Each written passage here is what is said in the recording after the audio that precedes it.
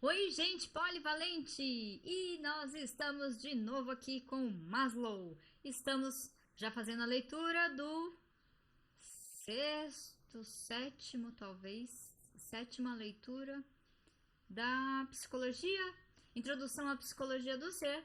E como você que está acompanhando já essa leitura há algum tempo sabe, ficarei a próxima uma hora realizando essa leitura e vamos direto ao ponto. Deixa eu tirar aqui.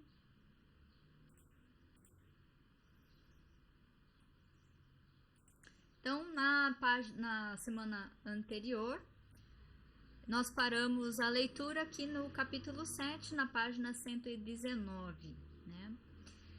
Então vamos lá. Ao procurarmos definições de identidade, devemos recordar que essas definições e conceitos não estão existindo agora em algum lugar oculto, aguardando pacientemente que os descubramos.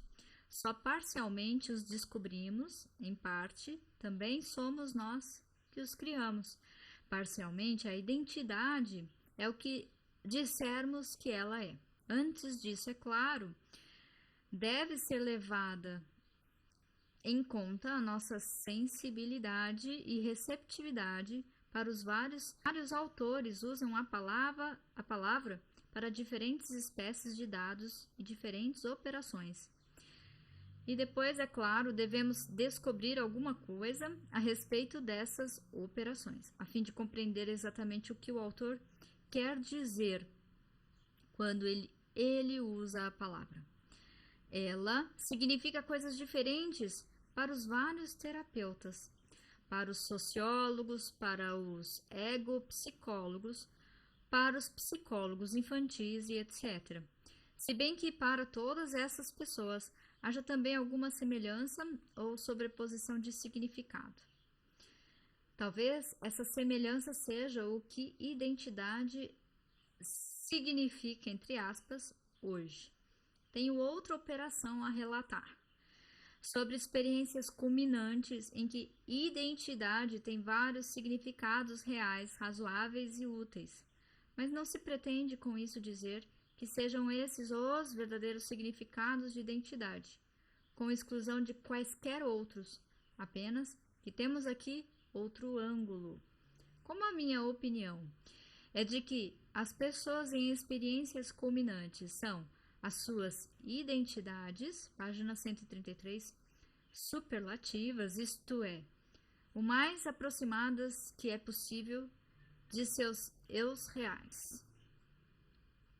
Os mais idiosincráticos, o mais idiosincráticas parece admissível que seja uma importante fonte de dados limpos e incontaminados, isto é, a invenção está reduzida ao mínimo e a descoberta incrementada ao máximo.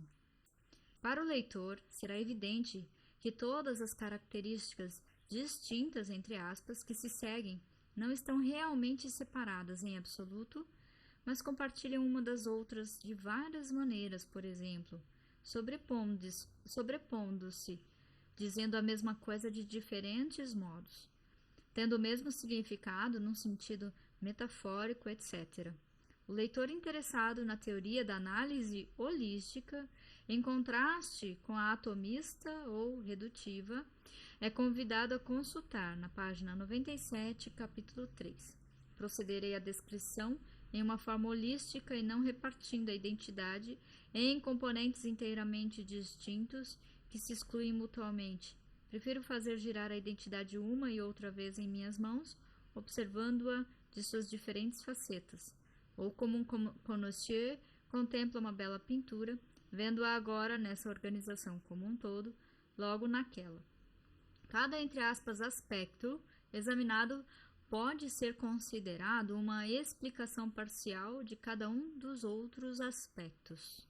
1. A pessoa, nas experiências culminantes, sente-se mais integrada, unificada, total, de uma só peça, do que em outros momentos. Também parece ao observador mais integrada de várias maneiras, descrita abaixo, por exemplo, menos dividida ou dissociada. lutando menos contra si própria, mais em paz consigo mesma, menos dividida entre um eu experiente e um eu observador, mais determinada, mais harmoniosamente organizada, mais eficientemente organizada com todas as suas partes, funcionando perfeitamente uma com as outras, mais sinérgica, com menos fricção interna, etc. Aí ele vai falar aqui o que significa isso aqui, né? Ele colocou uma nota de rodapé aqui. Isto é de interesse especial para os terapeutas, não só porque a integração é uma das principais metas de toda a terapia. Isso é um fato. Mas também por causa dos problemas fascinantes que estão envolvidos no que podemos chamar a dissociação terapêutica. Para que a terapia ocorra a partir de uma introvisão, insight, é necessário experimentar e observar simultaneamente. Por exemplo, o psicótico, que está passando por uma experiência total, mas não suficientemente desapaixonado para observar o que sente, nada ganha com o que experimenta. Ainda que possa ter estado no centro do inconsciente, que é tão misterioso para os neuróticos. Mas também é verdade que o terapeuta deve dividir-se da mesma forma paradoxal, visto que deve simultaneamente aceitar e não aceitar o paciente, isto é, por um lado, tem que manifestar interesse positivo e incondicional, entre aspas. Deve identificar-se com o paciente para compreendê-lo. Deve pôr de lado todas as críticas e avaliações. Deve experimentar a Weltanschauung do paciente, não sei o que significa isso. Deve se fundir-se com ele no encontro eu-tu. Deve, no amplo sentido, agapeá-lo, amá-lo e etc. Entretanto, por outro lado, também está implicitamente desaprovando-o, não o aceitando, não se identificando, etc., porque está também tentando melhorá-lo, fazê-lo melhor do que é, o que significa algo diferente do que é agora. Essas divisões terapêuticas são, de forma muito explícita, uma base da terapia para Deutsch e Murphy. Mas também aqui a finalidade terapêutica é como no caso de personalidades múltiplas, fundi-las numa unidade integrada e harmoniosa, tanto no paciente como no terapeuta. Isso pode ser igualmente descrito como tornar-se cada vez mais um ego puramente experiente, com a auto-observação sempre acessível, como uma possibilidade, talvez pré-conscientemente. Nas experiências culminantes, tornamos-nos egos muito mais puramente experientes. Voltando para o texto central aqui. Outros aspectos da integração e das condições em que ela assenta são examinados abaixo. 2. Quando chega a ser mais pura e singularmente ela própria, a pessoa está mais apta a fundir-se com o mundo. Aí tem uma notinha de rodapé 2 aqui. Vou lá e depois eu volto para o texto central. Dou-me conta de que estou usando uma linguagem que aponta para a experiência, isso é, só comunicará um significado àqueles que não reprimiram, suprimiram, negaram, rejeitaram ou temeram as suas próprias experiências culminantes. É possível, creio eu, comunicar também significativamente com os não culminantes, mas isso é algo muito laborioso. Ok, volta para o texto. Então, voltando aqui para o texto original, ou central, com o que anteriormente era não eu, por exemplo, os amantes, aproximam-se mais de formar uma unidade em vez de duas pessoas. O monismo eu-tu torna-se mais possível. O Criador torna-se uno com a obra que criou. A mãe sente-se una com o filho. O apreciador torna-se a música e esta torna-se ele. Ou o quadro, ou a dança, o astrônomo está lá fora com as estrelas, em vez de um isolamento espreitando através do abismo para outro isolamento. Através do orifício do telescópio. Quer dizer, a máxima realização de identidade, autonomia ou individualidade é, simultaneamente, uma transcendência do próprio eu, um ir além e acima do eu. A pessoa pode então tornar-se relativamente despersonalizada, sem ego.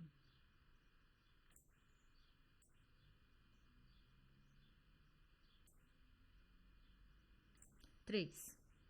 Aí, deixa eu ir lá na nota de rodapé do 3. 3. Esse significado pode ser comunicado com bastante facilidade, penso eu, chamando-lhe a perda total daquela autoconsciência ou autoobservação que normalmente possuímos, mas que sentimos diminuir em qualquer absorção ou interesse, ou concentração, ou distração, ou fiquei fora de mim, quer no alto nível das experiências culminantes, quer no nível inferior de ficarmos tão interessados num cinema, ou romance, ou jogo de futebol, que nos esquecemos de nós próprios, das nossas dores secundárias, da nossa aparência, das nossas preocupações, etc. Praticamente isso é sempre sentido no estado agradável. Eu vou colocar isso daqui como uma nota para depois, na análise, fazer a crítica.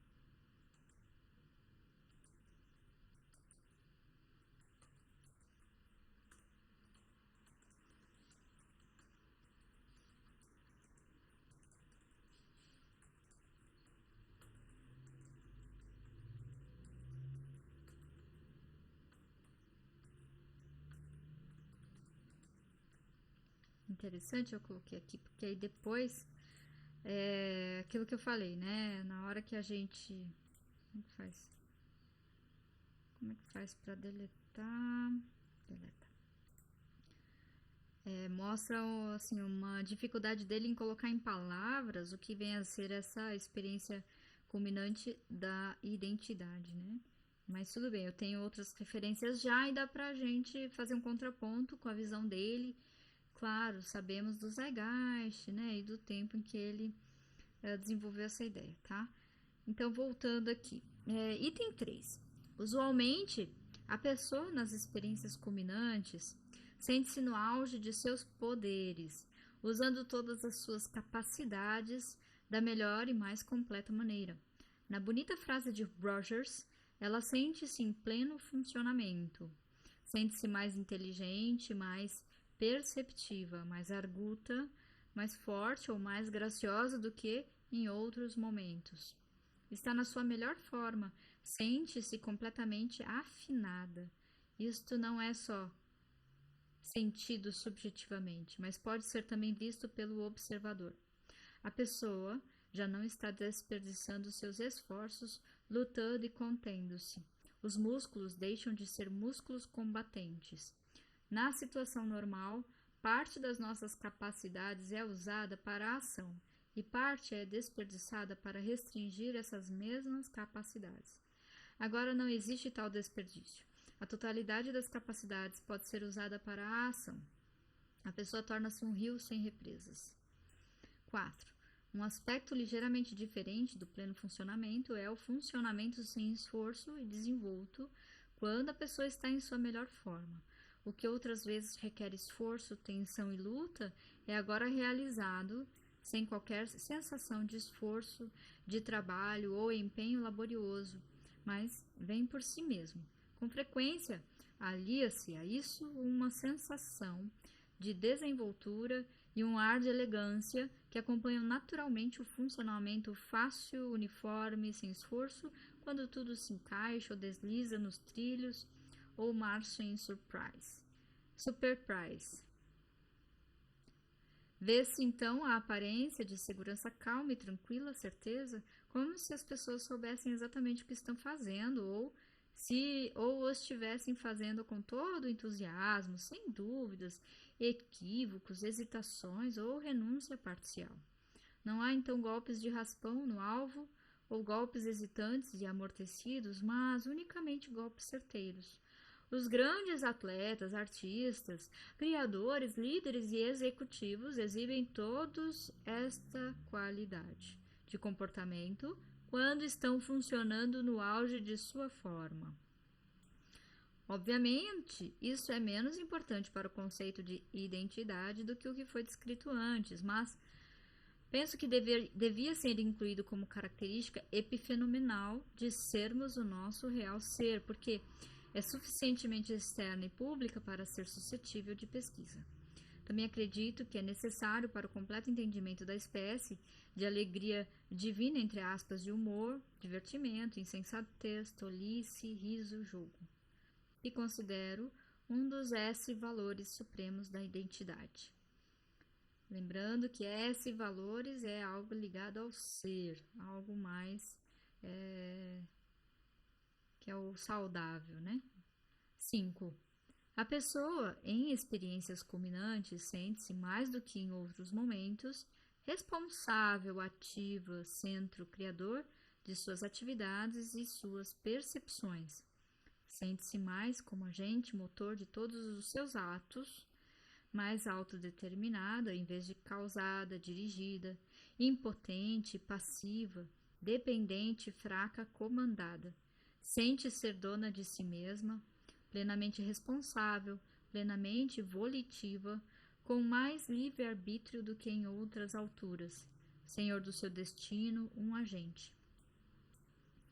Também tem esse aspecto para o observador, por exemplo, tornando-se mais decidida, parecendo mais vigorosa, mais deliberada ou obstinada, mais capaz de desprezar ou vencer a oposição, mais implacavelmente segura de si mesma.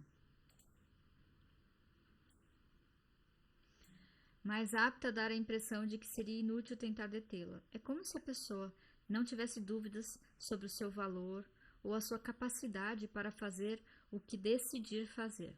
Para o observador, ela parece mais digna de confiança, mais idônea, alguém em que podemos apostar. É frequentemente possível localizar esse grande momento, aquele em que a pessoa se torna responsável, na terapia, no crescimento, na educação, no casamento, etc. 6. Ela está agora inteiramente livre de bloqueios, inibições, barreiras, cautelas, medos, dúvidas, controles, reservas, autocríticas, freios. Estes podem ser os aspectos negativos do sentimento de valor, de autoaceitação, de amor próprio e de respeito por si mesmo. Trata-se de um fenômeno simultaneamente objetivo e subjetivo, e poderia ser descrito em maior detalhe nas duas direções. É claro, isso é simplesmente um aspecto diferente das características já enumeradas e daquelas que serão indicadas agora, abaixo. Inteiramente livre de bloqueios, inibições, isso aí. Provavelmente, esses acontecimentos são, em princípio, testáveis, porquanto, objetivamente, são músculos combatendo músculos, em vez de músculos ajudando sinergicamente músculos. Portanto, 7, né? A pessoa é mais espontânea, é mais expressiva, comporta-se mais inocentemente, sem astúcia, ingênua, franca, com uma candura infantil, incauta, vulnerável, mas naturalmente simples, descontraída, sincera, desenvolta, desafetada, primitiva num sentido particular, imediata, fluindo mais livremente e sem controle, automática, impulsiva por reflexo, instintiva, entre aspas, sem hesitações nem constrangimento, temerária, imprudente, divertida. Aí ele vai fazer uma nota de rodapé ao inadvertido aqui. Este aspecto da identidade autêntica é tão importante, tem tantos cambiantes e é tão difícil de descrever e comunicar, que acrescentei os seguintes sinônimos parciais com seus significados ligeiramente sobrepostos. Impremeditado, de sua livre iniciativa, espontâneo, livre, refletido, impetuoso, sem reservas, irrestrito, autorrevelador, não dissimulador, despretensioso, modesto, decidido, não sofisticado, não artificial, despreocupado, confiante. Deixa aqui de lado a questão da cognição inocente, da intuição, da essa cognição, etc. 8. Portanto, ela é mais criativa num sentido peculiar. Ver o capítulo 10. A sua cognição e o seu comportamento, graças à maior confiança em si mesma, a ausência de dúvidas, podem, de uma forma não interferente, taoística ou na forma flexível que os psicólogos gestaltistas descreveram, amoldar-se à situação problemática ou não problemática em seus termos ou requisitos intrínsecos. Os que estão aí, em vez de incertos egocêntricos e autoconscientes nos termos estabelecidos pela natureza per se da tarefa ou do dever, Frankl, ou do jogo. Portanto, a sua cognição e o seu comportamento são mais improvisados, extemporizados, mais criados a partir do nada, mais inesperados, originais e insólitos. Não sediços, não afetados, não tutelados, inabituais. São também menos preparados, planejados, propositados, premeditados, ensaiados, preconcebidos, na medida em que estas palavras implicam um tempo e um planejamento prévios de qualquer espécie. Portanto, são relativamente involuntários, não desejados, desnecessários, sem finalidade, desmotivados ou não inculcados, porquanto são emergentes e recém-criados e não promanam de um tempo anterior. Tudo isso pode ser ainda dito de outra maneira, como o ápice da singularidade, individualidade ou idiosincrasia. Se todas as pessoas são diferentes umas das outras, em princípio, são mais puramente diferentes nas experiências culminantes. Se em muitos aspectos seus papéis, os homens, são intermutáveis, então, nas experiências culminantes, os papéis são eliminados e os homens tornam-se os menos intermutáveis possíveis.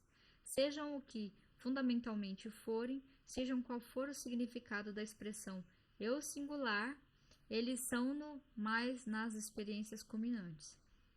10. Nas experiências culminantes, o indivíduo está mais aqui e agora.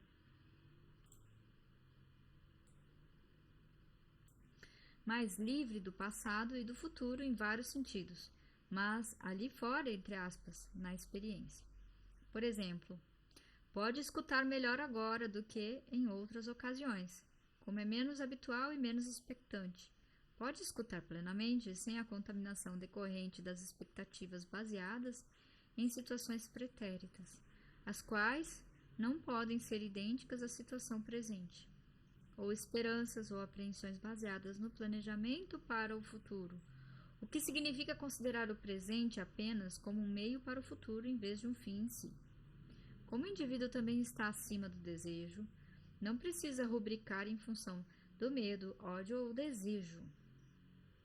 Nem tem que comparar o que está aqui com o que não está aqui a fim de avaliá-lo.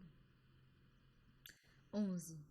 A pessoa torna-se agora mais uma pura psique e menos uma coisa do mundo, vivendo sob as leis do mundo.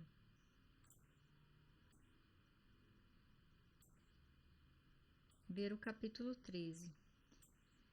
Quer dizer, passa a ser mais determinada por leis intrapsíquicas do que pelas leis da realidade não psíquica, na medida em que diferem umas das outras.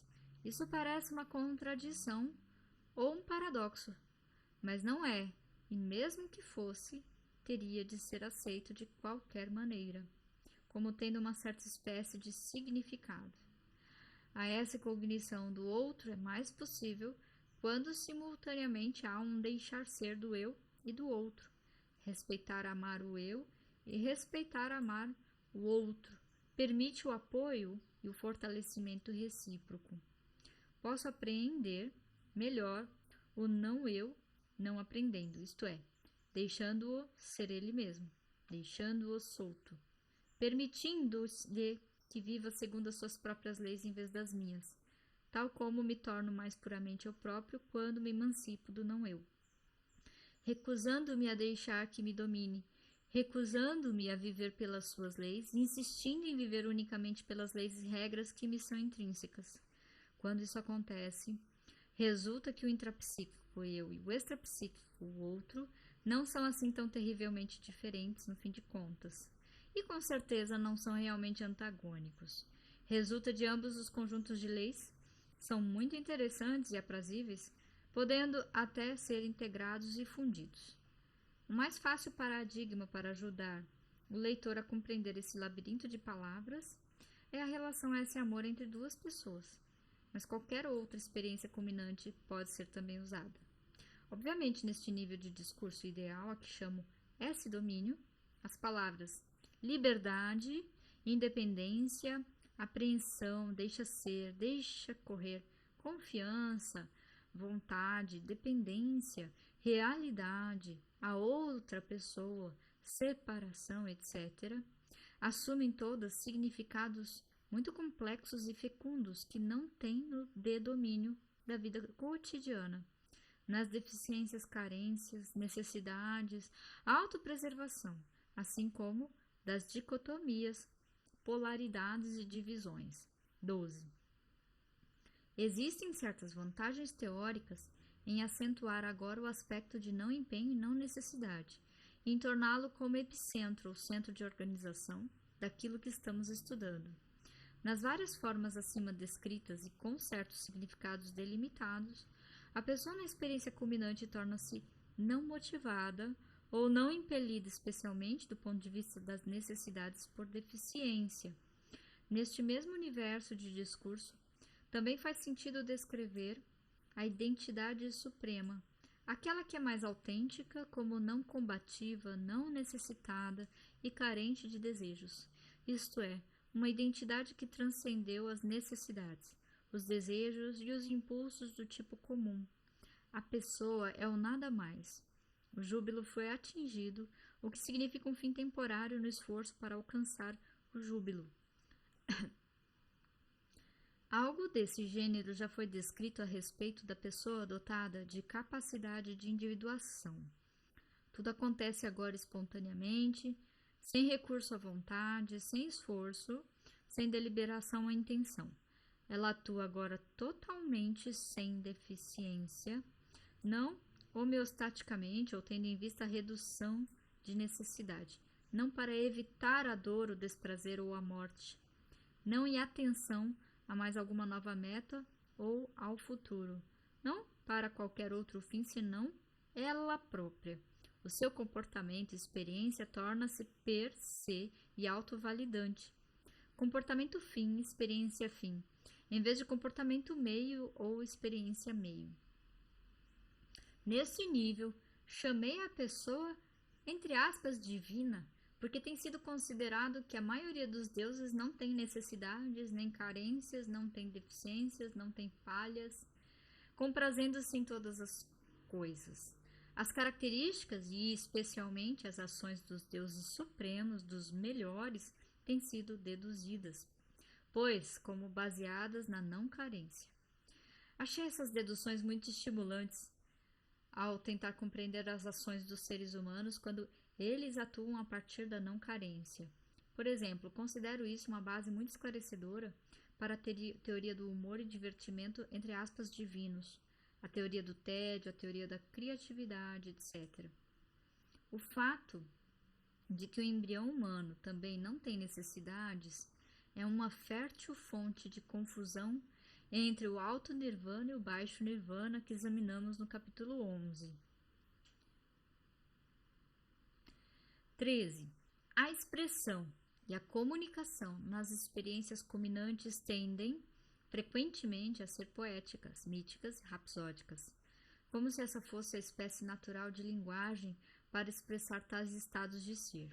Só recentemente me apercebi disso nos meus sujeitos e em mim próprio, de modo que não poderei dizer ainda muita coisa a respeito. O capítulo 15 também é pertinente nesta matéria.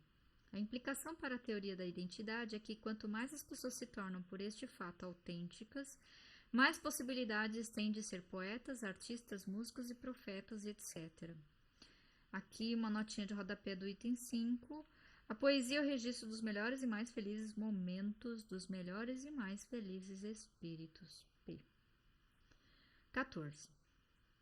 Todas as experiências culminantes podem ser proveitosamente entendidas como consumação do ato, no sentido de David M. Levy, ou como o fechamento dos psicólogos da Gestalt, ou de acordo com o paradigma do orgasmo completo do tipo reichiano, ou como descarga total, catarse, culminação, clímax, consumação, esvaziamento ou conclusão. O contraste é com a perseveração de problemas incompletos, com o seio ou a próstata parcialmente esvaziados, com o movimento intestinal incompleto, com a incapacidade de esgotar a mágoa pelas lágrimas, com a saciação parcial da fome do indivíduo que segue uma dieta, com a cozinha que nunca fica inteiramente limpa, com coitos reservatos, com a cólera que tem que ficar por exprimir, com o atleta que não se exercita, com o não ser capaz de endireitar o quadro de esguelha na parede, com o ter de suportar a estupidez, a ineficiência ou a injustiça, etc. Por esses exemplos, qualquer leitor deve ser capaz de compreender fenomenologicamente até que ponto é importante a consumação e também por que motivo esse ponto de vista é tão proveitoso para enriquecer a compreensão da ausência de esforço, da integração, da descontração e tudo mais que se mencionou antes. A consumação observada no mundo é perfeição, justiça, beleza, fim e não meio, etc. Como o mundo exterior e o mundo interior são em certa medida isomórficos e estão dialeticamente relacionados, um causa o outro, chegamos ao ponto crítico do problema de apurar como a boa pessoa e o bom mundo se fazem mutuamente. Como é que isso se relaciona com a identidade? Provavelmente, a pessoa autêntica é, em certo sentido, completa o final. Ela certamente experimenta, por vezes, uma finalidade, consumação ou perfeição subjetiva, e certamente a percebe no mundo. Pode acontecer que só os realizadores de experiências culminantes sejam capazes de atingir a identidade total, que os não culminantes permaneçam sempre incompletos, deficientes, carentes de algo, esforçando-se por obter algo, vivendo entre meios e não entre fins, ou, se a correlação não resultar perfeita, estou certo de que, pelo menos, é positiva, entre a autenticidade e a experiência culminante.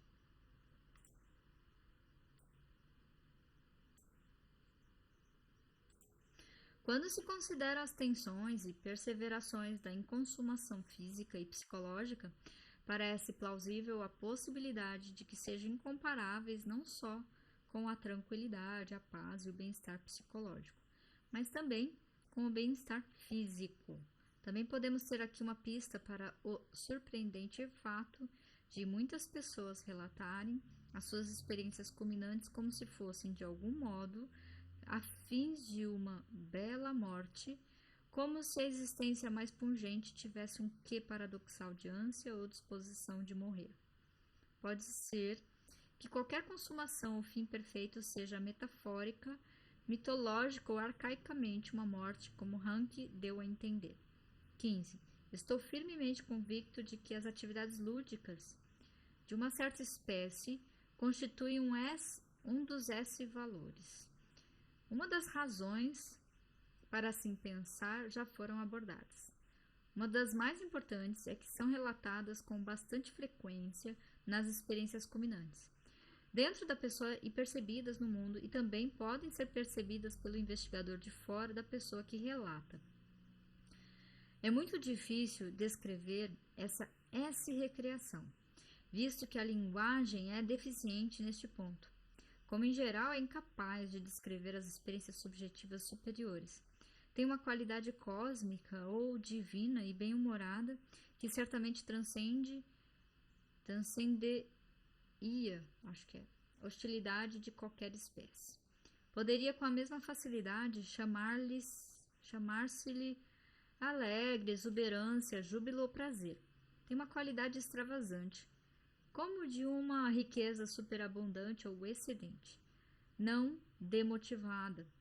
É existencial no sentido de que é um divertimento ou prazer com a pequenez, franqueza e a grandeza, força do ser humano, transcendendo a polaridade, dominação, subordinação. Tem uma certa qualidade de triunfo, por vezes, também de alívio, talvez, e simultaneamente madura e infantil. No final é utópica, eupsiquiana, transcendente no sentido em que Marcuse e Brown a descreveram. Também poderia ser chamada Nietzscheana. Intrinsecamente envolvidos na atividade ou prazer lúdico, como parte da sua definição, estão a desenvoltura, a facilidade, a elegância, a graciosidade, a boa sorte, a ausência de inibições, limitações e dúvidas, o divertimento com, não à custa de, a transcendência de tempo e espaço, de história e localismo. E, finalmente, a recreação é em si mesma um integrador, como a beleza, o amor ou intelecto criador. Isto é, no sentido em que constitui um solucionador de dicotomias, uma resolução para muitos problemas insolúveis, uma boa solução na situação humana, ensinando-nos que uma das formas de resolver um problema é fazer com que ele nos recreie ou divirta. Isso nos habilita a viver simultaneamente no D-domínio e no S-domínio, a ser ao mesmo tempo Dom Quixote e Sancho Panza, como Cervantes foi. 16. Durante e após as experiências culminantes, as pessoas sentem-se caracteristicamente felizes, afortunadas, bafejadas pela sorte. Uma reação comum é, entre aspas, não mereço tanto. Os momentos culminantes não são planejados ou provocados deliberadamente, acontecem. Somos, entre aspas, surpreendidos pela alegria. As reações de surpresa, de inesperado, do doce choque de reconhecimento são muito frequentes. Uma consequência comum é um sentimento de gratidão nas pessoas religiosas pelo seu Deus, em outras pela sorte, a natureza, pessoas, o passado, os pais, o mundo, toda e qualquer coisa que tenha ajudado a tornar possível essa maravilha. Como sempre aqui, ó, uma nota, cabe uma nota aqui.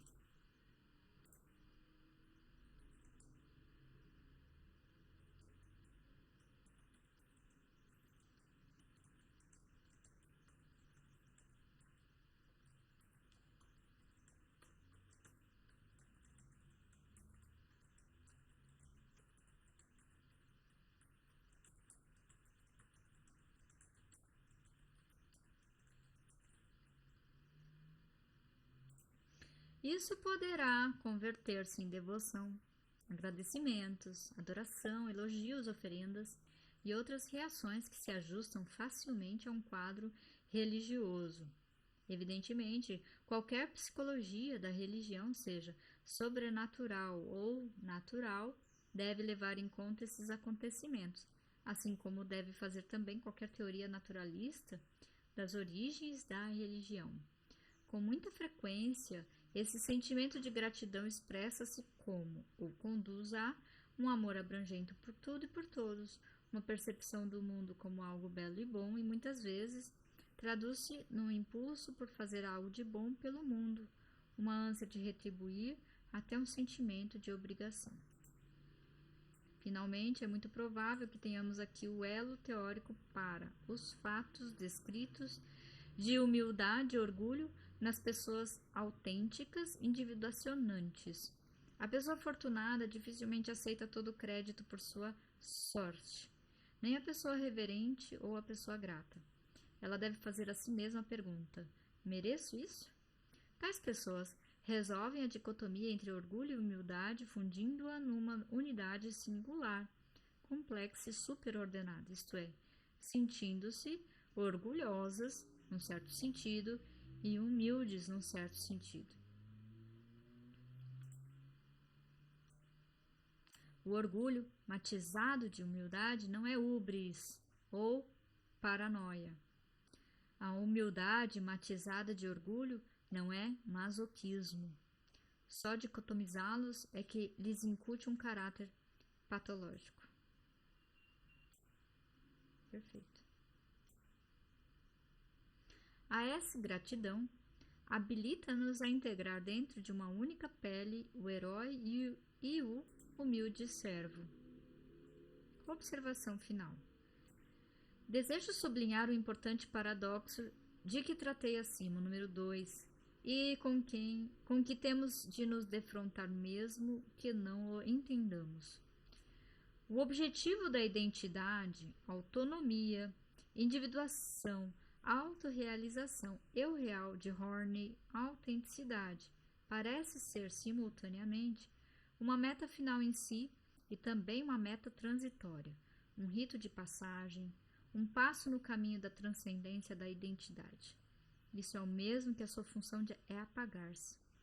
Dito de outra maneira, se a nossa meta é a oriental de ego-transcendência e obliteração, de superar a autoconsciência e a autoobservação, de fusão com o mundo, identificação com este book, de homonomia, Engel, não parece que o melhor caminho para esta meta, para a maioria das pessoas, é através da realização da identidade, um forte eu real e a satisfação de necessidades básicas, e não através do ascetismo.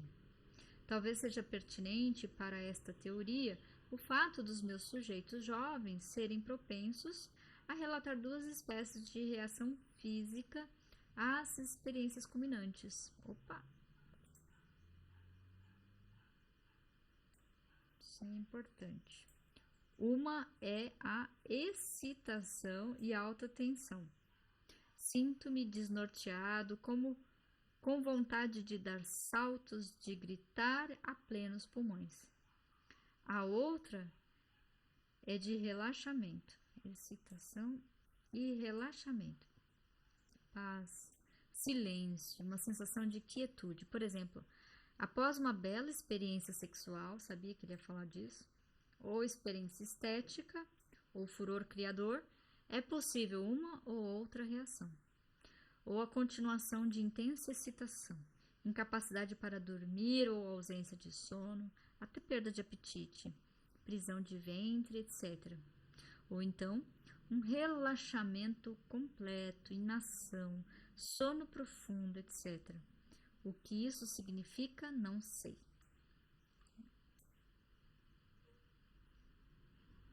Existe já um trabalho que descreve bem a química cerebral que desencadeia isso hoje. Depois eu vou buscar para ler. Vou atrás das referências, mas isso aqui é bem interessante. Então, agora é o capítulo 8. Alguns perigos da cognição do ser.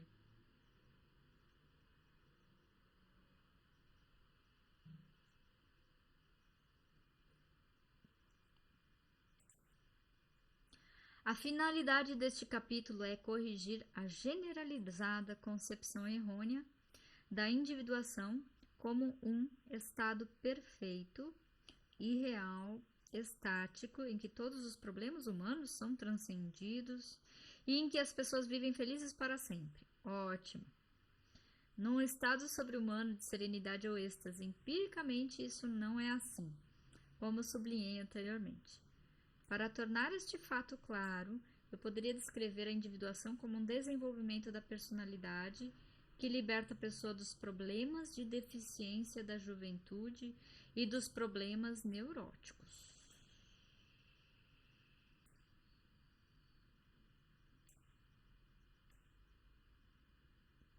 Ou infantis, ou de fantasia, ou desnecessários, ou irreais na vida. Os problemas intrínseca e fundamentalmente humanos, os problemas inevitáveis existenciais para os quais não existe solução perfeita. Quer dizer, não é uma ausência de problemas, mas um deslocamento dos problemas transitórios ou irreais para os problemas reais. Se eu tivesse o propósito de chocar, poderia até chamar a pessoa individuacionante um neurótico introvidente e que se aceita a si mesmo, porquanto esta frase pode ser definida de tal modo que constitua quase sinônimo de compreensão e aceitação da situação humana intrínseca, isto é, enfrentar e aceitar corajosamente e, inclusive, desfrutar e divertir-se com suas deficiências da natureza humana em vez de negá-las. Perfeito, isso aqui, ó. Bem pé no chão. São esses problemas reais com que se defrontam até, ou especialmente, os seres humanos mais amadurecidos. Aqueles que eu gostaria de tratar no futuro, por exemplo, a culpa real, a tristeza real, a solidão real, o egoísmo saudável. Aí rende aqui. A coragem, a responsabilidade por outros e etc.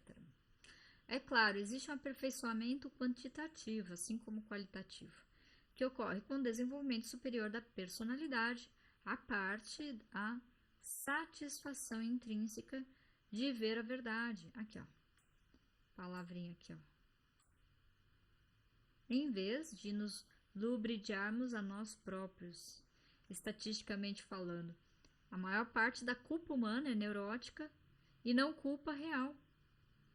Libertar-se da culpa neurótica significa, em termos absolutos, ter menor soma de culpa, ainda que a probabilidade de culpa real subsista. Não só isso, mas as personalidades altamente evoluídas também têm mais experiências culminantes, e essas parecem ser mais profundas. Se bem que isso possa ser menos verdadeiro no caso do tipo obsessivo ou apolíneo de individuação. Quer dizer, embora ser mais plenamente humano signifique ter ainda problemas e sofrimentos, ainda que de uma espécie superior, não deixa de ser verdade. Entretanto, que esses problemas e sofrimentos são quantitativamente menores e que os prazeres são quantitativa e qualitativamente maiores. Numa palavra, o indivíduo está subjetivamente melhor, em condições mais satisfatórias e confortáveis quando atinge um nível superior de desenvolvimento pessoal. As pessoas individuacionantes são comprovadamente mais capazes do que a população comum de um tipo particular de cognição, a que chamei S-cognição. Essa foi descrita no capítulo 6 como cognição da essência, do latim esse, igual a ser, ou estrutura e dinâmica intrínsecas do que é, e potencialidades atualmente existentes de algo, ou alguém ou tudo. Essa cognição é essa de ser, está em contraste com decognição. D igual motivação de necessidades por deficiência, ou cognição antropocêntrica e egocêntrica. Gostei dessa. Antropocêntrica e egocêntrica. Gostei dessa. Acho que essa palavra.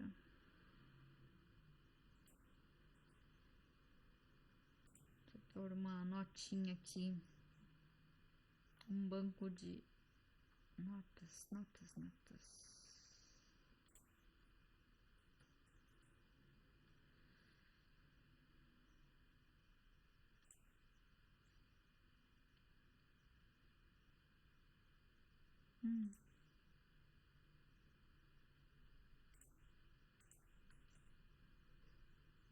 Tá.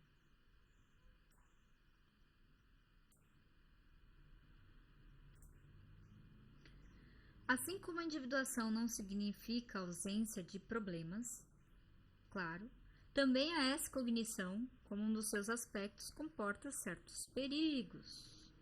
Os perigos da S-cognição. O principal perigo da S-cognição consiste em tornar a ação impossível ou pelo menos indecisa.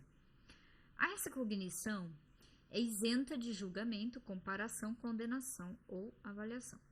Também é sem decisão, porque a decisão é prontidão para atuar E essa cognição é contemplação passiva, apreciação passiva e não interferência. Isto é, deixar ser.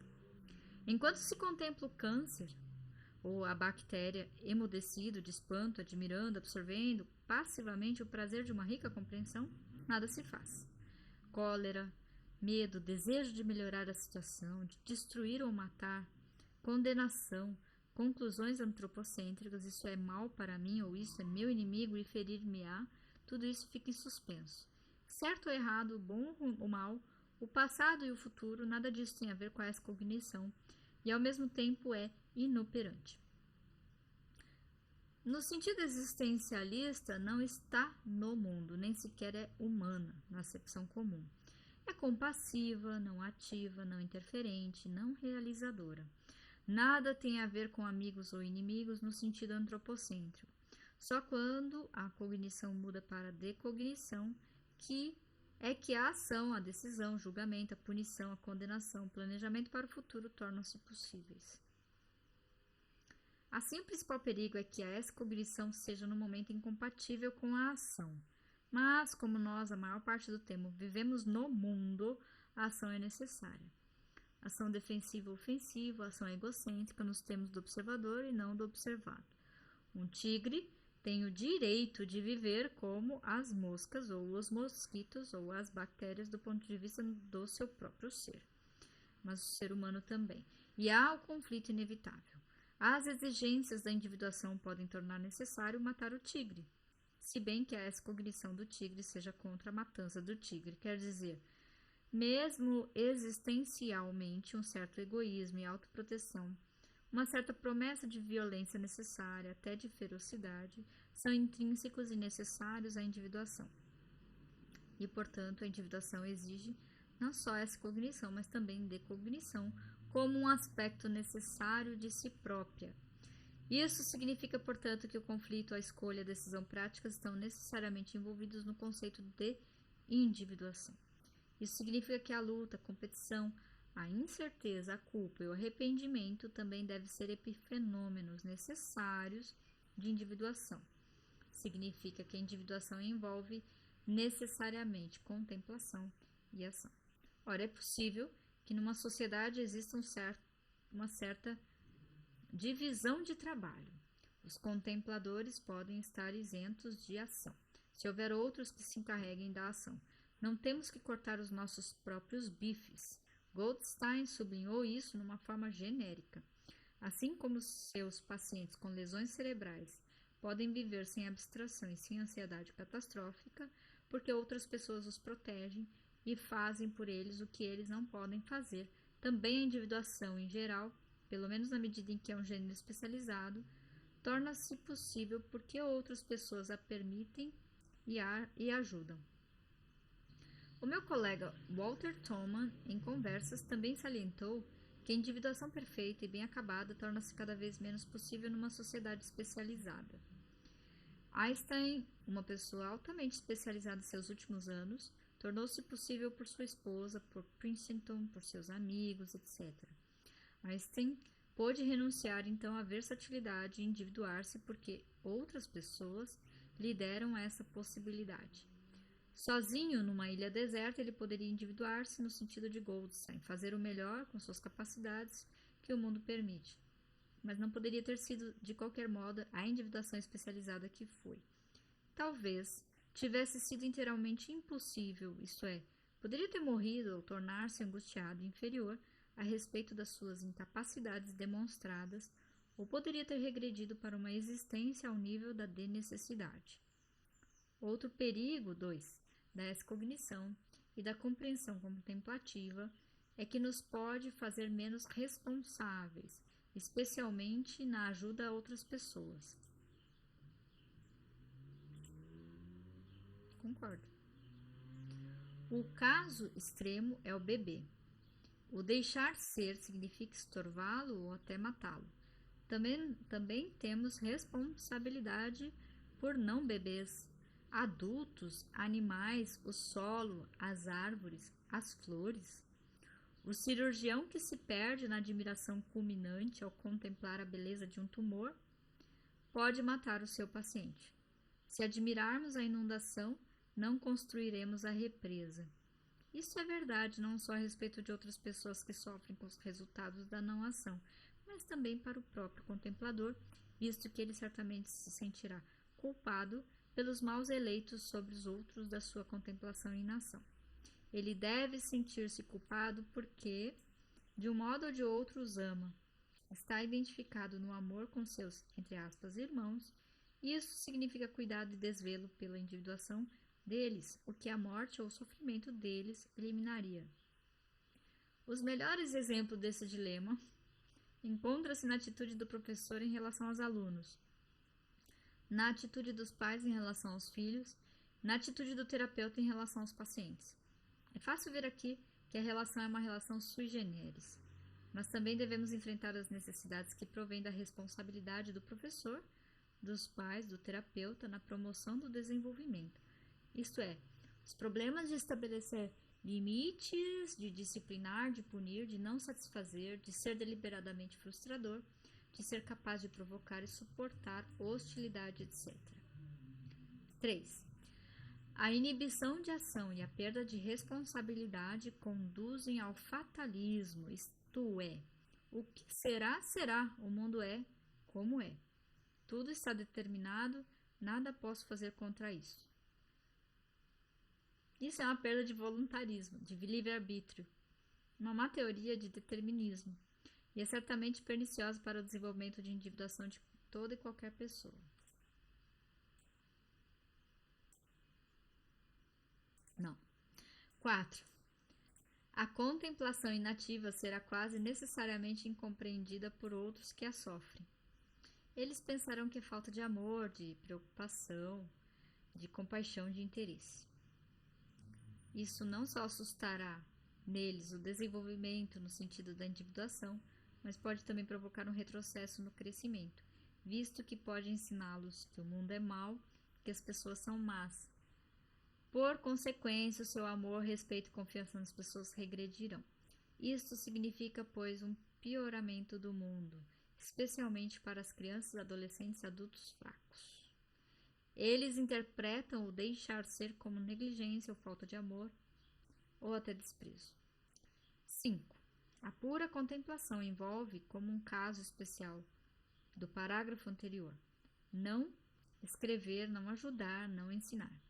Os budistas distinguem o Pratyeka Buddha, que adquire ilustração somente para si próprio, independentemente de outros, do Bodhisattva, que, tendo alcançado o esclarecimento, acha, entretanto, que a sua própria salvação é imperfeita enquanto os outros não estiverem também esclarecidos.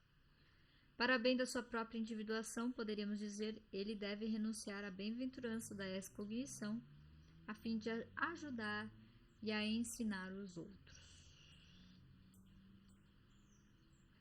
A iluminação de Buda era uma possessão puramente pessoal, particular, ou pertencia necessariamente a outros, ao mundo? Escrever e ensinar é certo.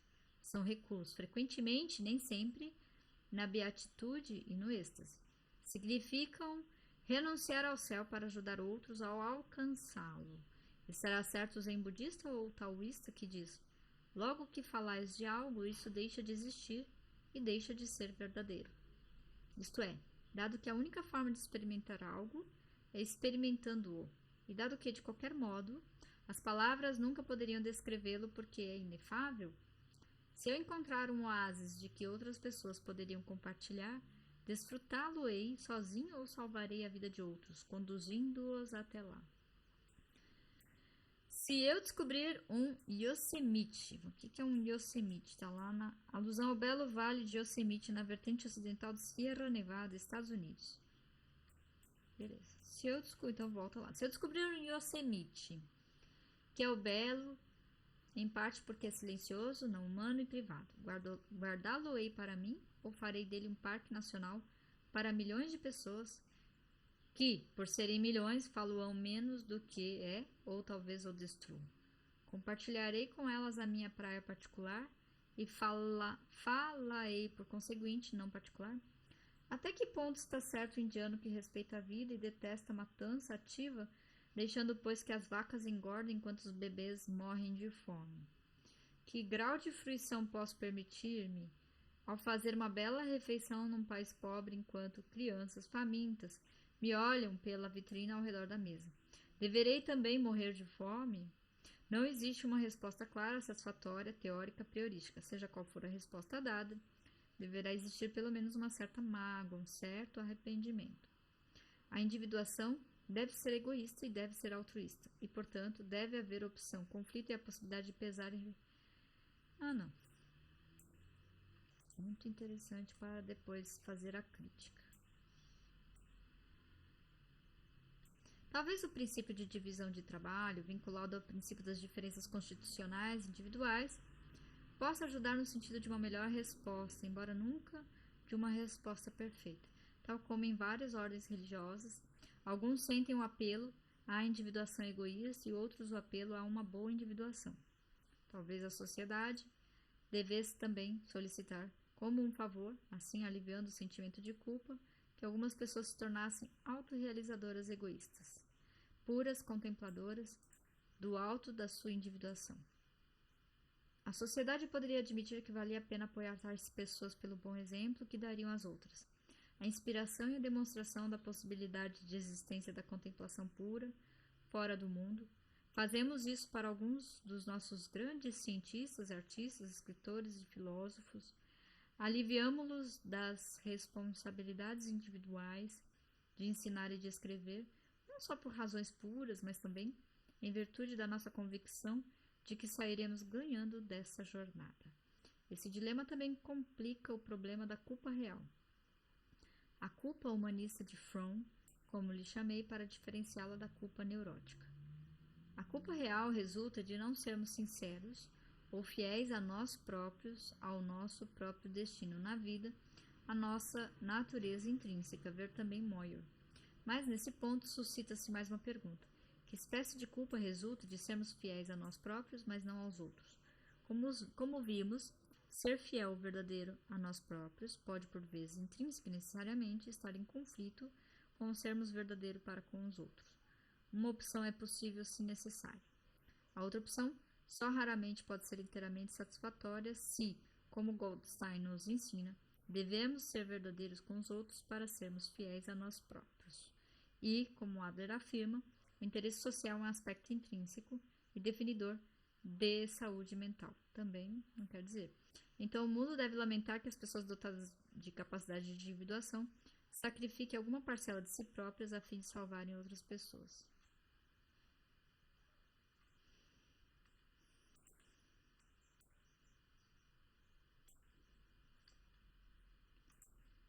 Se por um lado devemos ser primeiro fiéis a nós próprios, então deve lamentar os manuscritos que não foram escritos, as pinturas que foram jogadas fora, as lições que poderíamos ter aprendido dos nossos puros e egoístas contempladores que não pensam em ajudar-nos.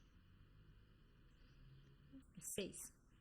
A essa cognição pode levar à aceitação indiscriminada ao anuviamento dos valores cotidianos, à perda de gosto, a uma excessiva tolerância. Isso ocorre porque toda e qualquer pessoa, observada do ponto de vista do seu próprio ser, exclusivamente, é considerada perfeita em sua própria espécie. Avaliação, condenação, julgamento, desaprovação, crítica, comparação, tudo isso é inaplicável, portanto, e está fora de questão. Se bem que a aceitação incondicional seja sine qua non para o terapeuta, digamos, ou para o amante, o professor, os pais, o amigo, não é claramente suficiente, só por si para o juiz, o policial ou o administrador. Já reconhecemos uma certa incompatibilidade nas duas atitudes interpessoais aqui implícitas.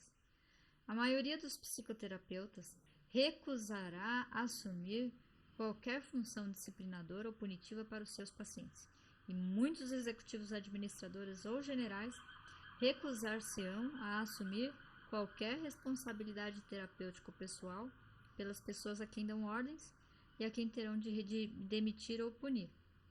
O dilema para quase todas as pessoas é posto pela necessidade de ser tanto terapeuta como policial em várias alturas, e podemos esperar que a pessoa mais plenamente humana, assumindo mais seriamente ambos os papéis, será mais perturbada, provavelmente por esse dilema, do que a pessoa comum, a qual nem sequer está cônscia frequentemente que existe qualquer dilema. Talvez por esta razão, talvez por outras, as pessoas individuacionantes até aqui estudadas são, de um modo geral, capazes de combinar bem as duas funções, ao serem mais a miúde compassivas e compreensíveis, e, no entanto, mais capazes também de uma honra e justa indignação do que as pessoas comuns. Existem alguns dados para indicar que as pessoas capazes de individuação e os estudantes universitários mais sadios dão largas à sua justificada indignação e reprovação de uma maneira mais veemente, mais sincera e com menos incerteza ou hesitação do que as pessoas comuns. A menos que a capacidade de compaixão, através da compreensão, seja suplementada pela capacidade de cólera, desaprovação e indignação, o resultado poderá ser um abrandamento de todas as emoções e afetos, de todas as reações às pessoas, da capacidade de indignação, uma perda de discriminação e de gosto pela capacidade, aptidões à superioridade e à excelência reais. Isto poderá resultar no risco ocupacional para os conhecedores profissionais que aceitarmos pelo seu valor nominal a impressão geral de que muitos psicoterapeutas parecem algo neutros e passivos demais, excessivamente brandos, uniformes e desapaixonados em suas relações sociais. Ele está falando aí do suposto problema que pode vir a acontecer com pessoas individuacionantes e que tenha a experiência culminante, né? Que eu vou ter uma série de críticas, a gente já tem abordagens diferentes em relação a isso. Mas eu vou ficando por aqui. Semana que vem eu volto dando continuidade nessa leitura. Nós vamos parar aqui na página 138 e estamos já chegando até já avançamos bem mais, né, nas páginas do livro. Em breve nós terminaremos essa leitura da introdução à psicologia do ser em busca das necessidades, que é o nosso objetivo. Então, eu vou ficando por aqui e até a próxima leitura. Tchau!